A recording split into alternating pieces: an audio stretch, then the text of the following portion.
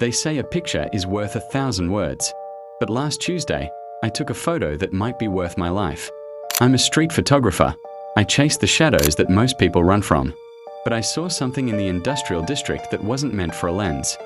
I didn't just capture a moment. I captured a conspiracy.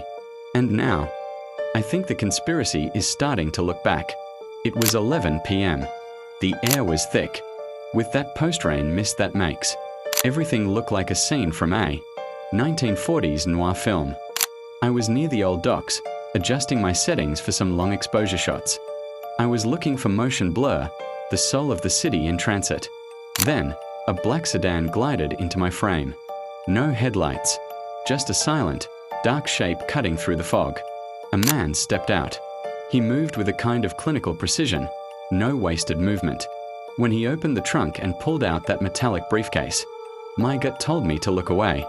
My finger, however, stayed on the shutter. Click. The shutter sound felt like a thunderclap. The man froze.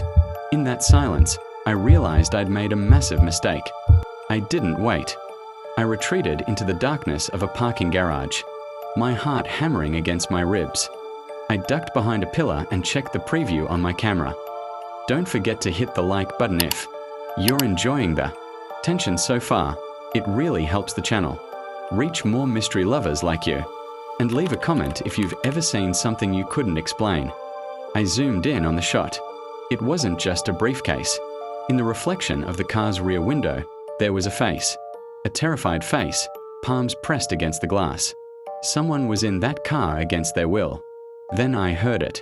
The growl of that engine entering the garage. He wasn't just leaving. He was hunting. I could see his headlights sweeping across the concrete. Walls like searchlights in a prison yard. I had to move. I stayed low, navigating the maze of parked SUVs. Every time his tires crossed a speed bump, thump thump, it felt like a countdown.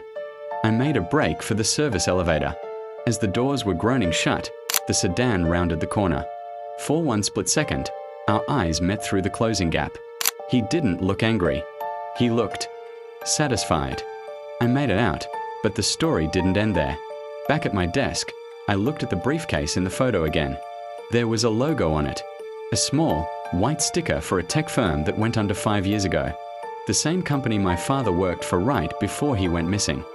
I haven't been back to that district, but every night since, that same black sedan has been parked at the end of my street. Just sitting. Just watching. I think it's time I find out what's in that trunk, or who's in that backseat. Subscribe for more stories and stay tuned for part 2 of this investigation.